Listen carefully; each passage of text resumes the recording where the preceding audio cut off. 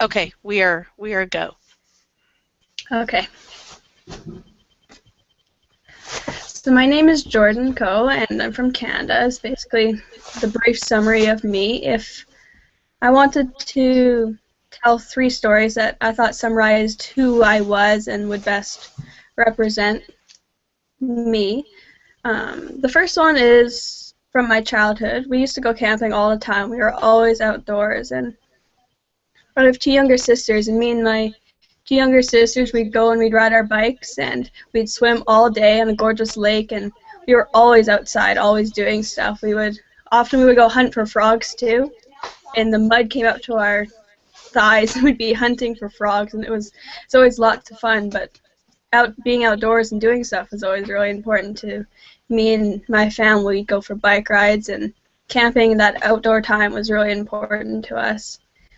Tying kind of what in with that is I love horseback riding. I go all the time, and me and my friend, I would go, leave at about 8 in the morning, and it took me about an hour to ride to her place. I'd go to her place, and we would meet up, and we'd be just gone all day, 5 or 6 hours, just bombing around on the trails, doing whatever, and being complete idiots. Like, we would switch horses, we would ride the same horse, we would lead one horse or ride the horse backwards so we could talk to each other, just being complete idiots. And that's just the type of stuff that we did when we were riding. And the third thing to talk about, I think, is just kind of ties into them, is how important the family aspect is in our lives and how strong that is for me and my family. We're always doing things together, whether it's getting the trucks ready and going out in the bush and hanging out at the lake all day, or if it's playing with the horses and riding. Or my dad doesn't really ride, but me and my sisters all did, so we would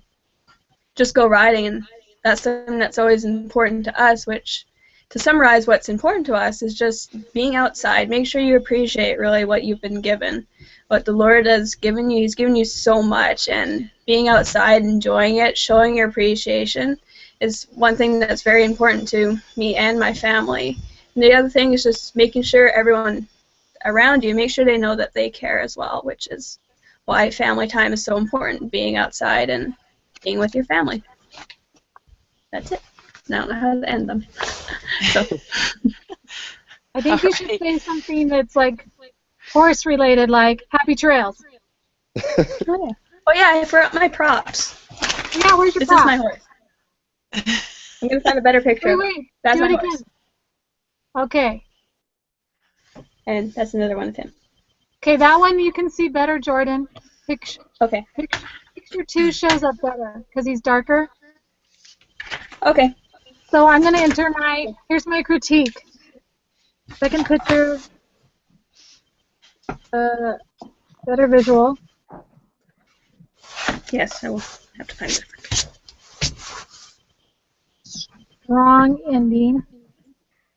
It's really hard to critique someone about themselves, so don't take anything personally. I don't care. How about more details? Okay, that's it. That's my harsh critic. Okay, I think I'll be able to handle it tonight. Okay, and like then detail, like Jordan, details like, could you maybe name your siblings or name your friend? I noticed you talked about your dad, but you didn't say anything about your mom. Names. That's what I mean by more details. Okay, I just put a little note for that. Okay, and mine was that you said always outside a lot. There was a lot of outside, but it is what it is. See, isn't it hard? I just had my little note sheet, guys. Yeah, I wrote outside. You did good. Hey, Jordan, can you say where specifically in Canada you're from?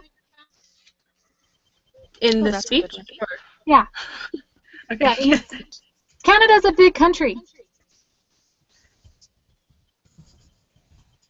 Which is a song. You could sing that song from Big Country.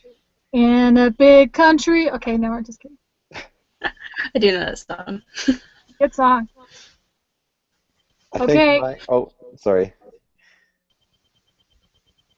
I think my critique would just be I mean, I think you did a pretty good job, and I think it's kind of hard to, like you said, to critique something like this. But I think when you're talking about you and your friend riding your horses, um, you said idiot twice in like one sentence. So Whoops. that would be just to make sure that you don't repeat your words. And what part of Canada are you from, by the way? West Coast, British Columbia? Vancouver area. Oh, okay, cool, cool. How familiar are you with the area? If you're up too far north, I'm not going to know it very well. But some of the southern parts I know. I don't know British Columbia as well as I do as Saskatchewan and Alberta, though. Okay. Just because people ask that, and it's like I can tell you specifically, but sometimes people in BC don't know where my town is, so it's kind of like, how familiar are you? Yeah, yeah. No, I Well, totally get maybe, that. Jordan, you should just relate it to how far it is from Anna Green Gables. Like the opposite side. I know, that's why I said that. Far. It's far away. That's why I said that. That's our point of reference for Americans. Never read those books, okay? What? You're over. Hey, Sorry. is it Ian? Is it Ian or Ian? Ian, Okay, Ian. Okay. do you want me to go next? Well, I wasn't picking Sure. on you to go next, but Oh, wait. go ahead. You're on with a bunch of women. We just are going to talk all over you. Oh, that's okay. I'm a very quiet person. Oh, hey, I could incorporate that in my me speech. That would be good. There you go. Yes. The only thing I'm a little worried about mine is I wasn't really sure how to make it not so much like here's a bunch of facts about me. Like I noticed like we're not supposed to do that, but I'm really not really sure what to do otherwise. So I can if you want I can go next and Okay. Go for it. you guys can tell me what I need to Ian, do. Yeah. what did the center tell you? I actually have not gone to the center yet. I was just reading about that today. This is my shocked And face. I what? This is my shocked face. I don't actually know how to get to the center, or like online, I'm guessing. Yes. Yeah. You need to go to the tutoring center. Okay. And then step by step. There's a Oh. link that shows you how to do it. Okay. Ah. And then that should sign you in. Look at Jordan. Jordan, Thank did you just put the link on there? Yes, ma'am. Oh my heavens. Gold star. You get a gold star. Perfect. Made my night right there. I got a gold star. All right, Ian. Okay. Let me get a timer. Oh, I had one up. Hey, how did you do on your time, Jordan? I think I was 3:40 or 2:40. You need to get to 3. I was 20 seconds off. Just say idiot a few more times. I'll just say And I outdoors. Can you be, I think you can be like within 10 seconds, can't you? Or around about there. I think Just it's, not over. yeah, I Just think not it's over. a couple seconds, give or Wait, take. just not over what? Just not over 3, but you can be just like barely a bit under. But I think, I thought it was 3 to 5 minutes. No? no, it's 3. Okay. I'm gonna have to cut. Okay, go ahead. It's always better to cut than to add. Right. Okay. Okay, Ian. Ready? Do you have your own timer, or do you want it timed? I have a timer up on my phone. Perfect. Okay. Okay. Can I start? Yeah. Okay, perfect. So my name is Ian Martin. I am from the beautiful Oregon coast. I was born in Oregon, but I actually grew up in North Dakota, and I really love the snow and the community that I grew up in. It was a small community where 20,000 people was the big city, and there were 2 branches when I first moved to Minot, where we got to be a part of the district, and then eventually we became a stake, and we got 2 wards. And in my elementary school, I was one of 5 Mormons, and then growing up, the North Dakota community is very very religious, and so in the schools they actually talked about God and things like that. The teachers would, and all the students would. But you were either Catholic or you were Lutheran, and if you were anything else, then you didn't really matter. And so I grew up knowing about the different parts of the Catholic and Lutheran churches because all my friends would ask like, "What are you giving up for Lent this week or this month or whatever?" And and so I'd be like, I don't know what that is. And so it was just kind of fun to understand a little bit more about someone else's religion as well.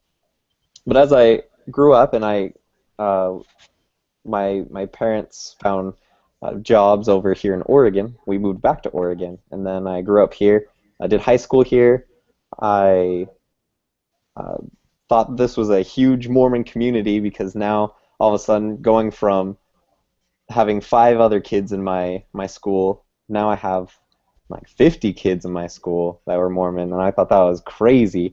And then I visited Utah recently, and that kind of blew my mind. But going back to Oregon, I love Oregon mainly because I'm close to the ocean, but I also have a lot of rain, and I just love rain. Rain is my favorite weather.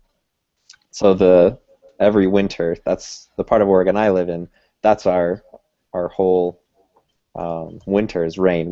We hardly get snow, so it's a lot of fun.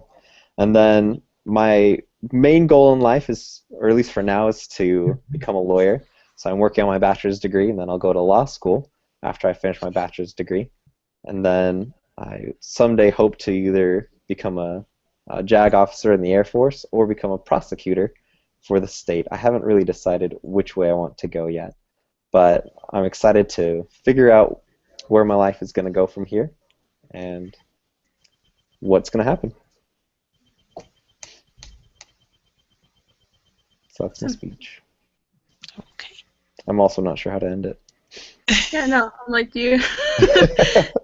That's what I said. I love that you talked about how you grew up with friends of other faith. Mm-hmm. We raised our family in Minnesota, so Oh, nice. yeah, we're just neighbors to the Dakotas, so I can hear your oh. Yeah. And I totally get the Lutheran Catholic sandwich. Yeah. And our first year there, my kids came home and they're like, all my friends had like dirt, like soot on their clothes because it was Yeah. Ash Wednesday. Yeah. So great stories, Ian. That made it very personal.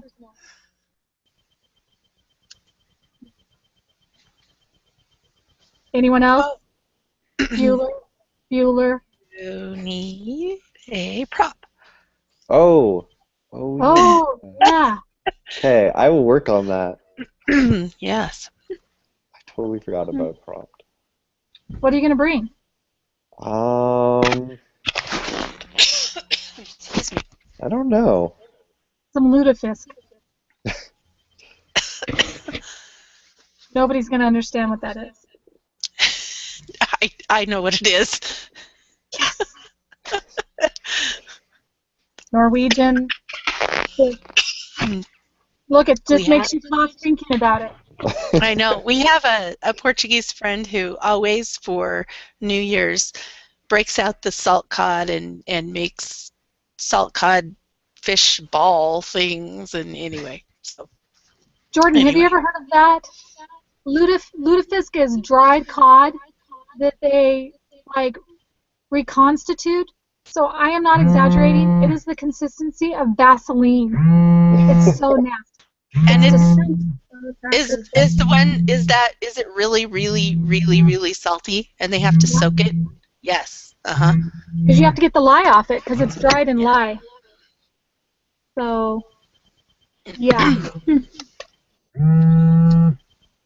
Alrighty. Who's our next victim? I can go. You go, Tara. Okay. What's your phone doing real quick, Sharon? Somebody from Vernal, Utah is calling me. Sorry, I don't know. I was going to say, I'm like, I hear buzzing. That's really annoying having it switch back and forth. I'm sorry. I don't have any. Here, let me see if I can try to silent it, but I think that that's as silent as it goes. Sorry, No, that's droid. okay. I was Droid. just wondering. I'm annoying, I know. Okay. Okay. Hit it, Tara. Okay, so I did this over and over, and I think I'm pretty close to 3 minutes, so I don't have a timer. So someone, will You you want a let timer? me know? Sure, sure. Okay, 30. Okay, you tell me when you're Okay, let me ready. know when you start. Okay, I'm going to go ahead and start. Okay. And hi, and my name is Tara Smith, and I am just going to tell you a little bit about myself. And oh, let me start again. My like lost my train of thought. Okay, try once more. Okay. All right. And go. All right. Hi, my name is Tara Smith, and I'm going to tell you a little bit about me and about who I am. And sometimes I don't even know who I am, but I will tell you some of the titles that I am known as. I'm a sister, a wife, a mother, a student, an employee, and last of all, a daughter of God. And as a daughter of God, I know that I was sent to earth to be tested and tried, but also to find joy. And through my trials, I know that Heavenly Father knows me personally, that He understands me, He knows my fears, He knows my joys and my wishes. He hears my prayers, and if I let Him, He will help direct my life. One of the trials that I've had is that I've learned this through is infertility. And my husband and I got married quite young, and we anticipated that we would have children right away, and that did not happen. Through many tests and procedures and many years of trying, we finally came to the realization that we needed to go ahead and file our papers to adoption. And once we did this, we kind of left it in Heavenly Father's hands whether or not we would get children. And it wasn't too long after that that we got the call that our first daughter had been born. We went to pick her up, and it was one of the happiest days of our life. About 2.5 years later, we got another call, and we got our little boy. And then what I will share with you today is my children's birth certificates. And these are probably two of the most important documents in my life. These are the documents that allow me to be called mother and let us be a family. And I know, again, that Heavenly Father directs our lives, and that if we let Him, that He will lead us places that we would never dream that we could go. And I hope that by listening to this talk that you have learned a little bit about who I am. That's I don't know. How was I on time? Did I go over, or was I under, or? I think Jordan was timing. No, you were 2:54. Okay, so I was pretty close. All right. Tara, that is a wonderful, emotional, tender story about your life. And I think the only thing I would suggest is I think you should not leave Daughter of God to your last. Okay. I think because you put so much emphasis on how that role is important to you, I think you spoke to number one, being a daughter of God, number two, being a mother. Mm-hmm. So I think you should put them in that order. Okay. But that's just a suggestion. Okay. It might not flow as well, but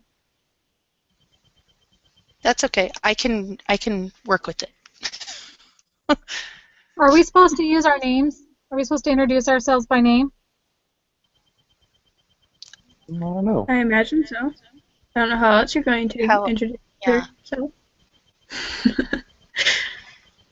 Do you have a number or?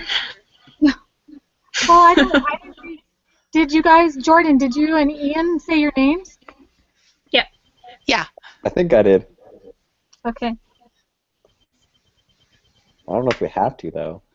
I think it's your own choice. I think it would. I think it would be. Well, I guess your name would be on the little post that you put out there, but I would think that it would make sense to use your name.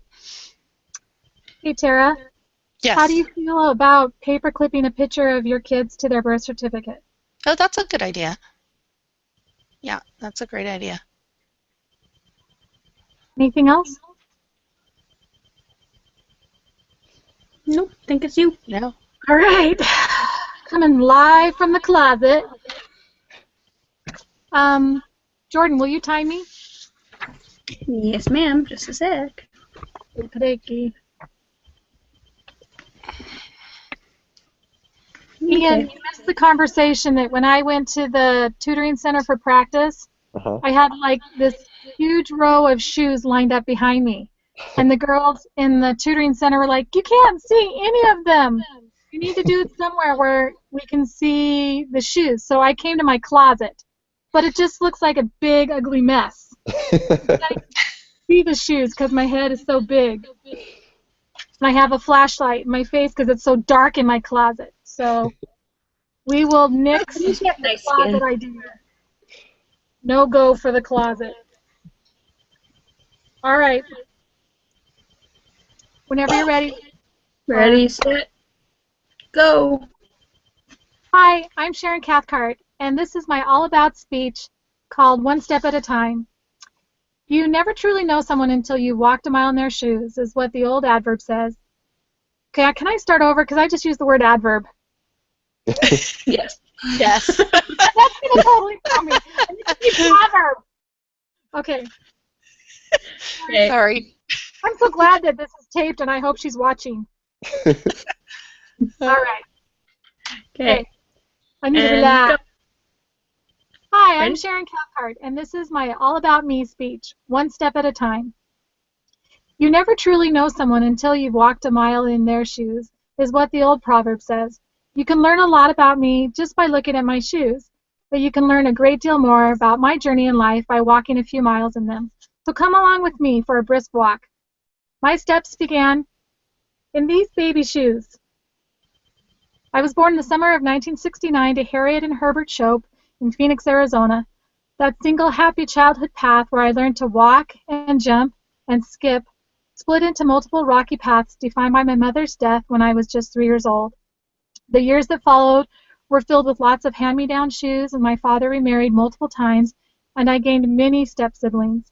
But overall, none of those shoes were the right fit. Some were too loose, some were too tight, some pinched my toes, some were boy sneakers, and some were just plain worn out. Yet I kept on walking, and just like Dr. Seuss said, you have brains in your head and you have feet in your shoes. You can steer yourself any direction you choose. The day after I turned 18, my shoes carried me to Rick's College, where I gained one of my favorite new pairs of shoes, my snow boots, and the joy of seeing snowflakes fall from the sky for the first time. My journey continued cross-country after graduation, and I tried on lots of new shoes and experiences. But as a single young woman living in New York, living the life full of fun adventures, I managed to keep my high heels and my standards high. My shoes brought me back to Arizona and attending the University of Arizona, where Cinderella's quote, "One shoe can change your life," came true as I met and married my Prince Charming, Dale Cathcart, in these very shoes, my temple shoes. A few years later, my swollen feet led me to my all-time favorite pair of shoes. These are my mom's shoes. I had finally found a pair that immediately were a perfect fit. These shoes have pushed strollers and made trips to the pumpkin patch, to the library, to piano lessons, and the grocery store. They've walked countless miles on school field trips, trips to the zoo, Disney World, and many walks around the block with a child on training wheels. These worn-out plain Mary Janes have provided stability and comfort and more joy than one pair of feet can contain. They have been the wind beneath my wings. My last pair of shoes to speak of that are currently my favorite shoes are my slippers. They're cozy and comfortable with just a splash of bling, but that's not the main reason they are my favorite. I love them because they're my house shoes. They bring me home to the people I love, my husband, my children, extended family and friends, home to activities like quilting, watching old movies, playing games, reading, napping, scrapbooking, and baking. You can see that my footwear is full of color and variety, just like my life, but one thing all the shoes have in common is what I've learned while walking in them. God does guide our footsteps, and we can increase our faith with each footstep. We need to walk before we run, and the key to success in this journey called life is to put one foot in front of another, one step at a time. Okay, you were at 316. So I'm over. Okay. Yeah, it's a smidgen. Okay. But I really, really liked your ongoing theme that you kept throughout. I turned off the flashlight because it's blinding me. I guess that's acceptable. Okay. So I'm going to give you the same critique that the thing did. Just look at the camera more, or Did you just call me the thing? the thing. No, not the thing. The whatever, the speech preparation place. Oh, those guys. Yes. Okay. I was gonna say thanks. Yeah. Okay. Yes, that's your new name now. The thing. It's probably I one was of confused. those. I just told her I really liked her shoe theme, and you're like, I'm gonna give her the same thing as the thing. I was like, oh, thanks, guys. No. It's probably Anyways. because I don't have it memorized, and so I keep looking at my notes instead of Yes. looking. Do you know what? I did the same thing. I wrote it all out first, but then I decided to just go back and kind of outline it on one piece of paper so I could just kind of glance over and remind myself what I wanted to say. Did you type it? Mine's typed. No, I just Do you hand have it wrote on your mine. computer? You can shove the Google Hangouts thing to one side of your screen and stick your speech to the other. Good idea. How do you do that? Do you just Uh, minimize? What kind of computer are you on? PC. The Oh. little Windows button and then the arrow key. Or if you move your windows around, you should be able to have them both on top of each other, or however your little heart desires. So it You can doesn't also really just cover minimize it it. too. What's Hmm? that? You can also just cover the Google Hangouts. Just open up Word or whatever you use to type it on, and then you don't even have to be watching Google Hangouts. You can just be reading it, and it'll look like you're looking at the camera. That's actually a really great idea. And you don't have to look at Because that's yourself my when you do problem. it. Yeah. Well, I just look at myself to make sure I'm not doing anything really stupid without noticing. well, my problem is I'm looking at you guys and I'm not looking at the camera. And Oh so yeah. if I did pull up a Word document, then I would be looking at that instead of, that's a great idea. Yeah. Okay. So look at the camera. Anything else? Watch the time. I really liked your enthusiasm. Yep, it was Yeah. good. Yeah. Okay. Now what? I think we're good. So I guess we can just, I don't know. Do you want to redo it one more time? If it Should we says go we have, off live? I'm sorry, say again. Should we go off live now? Yeah.